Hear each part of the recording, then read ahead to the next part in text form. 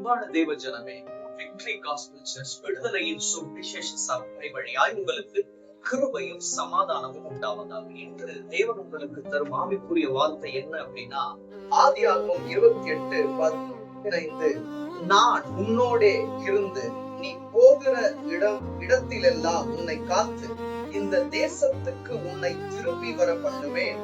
நான் உனக்கு சொன்னதை செய்யும் அளவும் உன்னை கைவிடுவதில்லை என்றார். இதை யாருக்கு சொல்றார் அப்படின்னா, யாக்கோபுக்கு ஆண்டவராகிய தேவன் தெளிவாக சொல்லுகிறார், நான் சொன்னதை செய்யும் அளவும் உன்னை ஒரு நாளும் நான் என்ன பண்ண மாட்டேன், கைவிட மாட்டேன்னு சொல்றேன். அவர் என்ன சொன்னாரு அப்படின்னு நீங்க தெரிஞ்சுக்கணும் அப்படின்னா, நீங்க 13ஆம் வசனத்துல இருந்து வாசிச்சீங்கன்னா, அதற்கு மேலாக கர்த்தர் நின்று, நான் உன் தகப்பனாகிய ஆபிரகாமின் தேவனும் ஈசாக்கின் தேவனுமாகிய கர்த்தர், நீ படுத்திருக்கிற பூமியை உனக்கும் உன் சந்ததிக்கும் தருவேன். உன் சந்ததி பூமியின் தூளை போல் இருக்கும். நீ மேற்கேயும் கிழக்கேயும் வடக்கேயும் தெற்கேயும் பரவுவாய். உனக்குள்ளும் உன் சந்ததிக்குள்ளும் பூமியின் வம்சங்கள் எல்லாம் ஆசீர்வதிக்கப்படும்.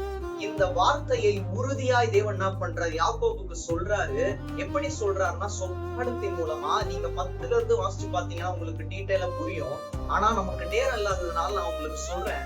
அவர் கிளியரா சொல்றாரு, உனக்குள்ளும் உன் சந்ததிக்குள்ளும் அனைவரும் ஆசீர்வதிக்கப்படுவார்கள் சொல்லிட்டு தேவன் சொல்றாரு.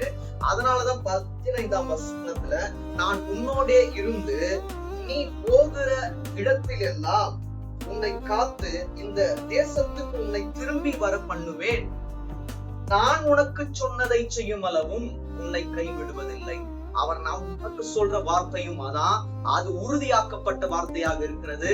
அவர் உங்களுக்கு சொன்னதை செய்யும் அளவும், அவர் நமக்கு சொன்னதை செய்யும் அளவும், அவர் ஒரு நாளும் நம்மை கைவிடுகிறதே தேவன் அல்ல. அவர் கைவிடாமல் நித்தம் நம்மை பாதுகாக்க வல்லவராயிருக்கிறார். யாக்கோபுக்கு ஆவிக்குரிய அர்த்தம் உங்களுக்கு நன்றாக தெரியும். யாக்கோபோட பெயருக்குரிய அர்த்தம் எத்தனாக இருக்கலாம்? ஆவிக்குரிய அர்த்தம் 2. ஒன்று, பிடித்துக் கொள்பவன். 2வது, ஆவிக்குரிய வாழ்க்கையில் பிடிவாதம் கொண்டவன். நாம் தேவனை பிடித்துக் கொண்டவனாக இருக்கணும்.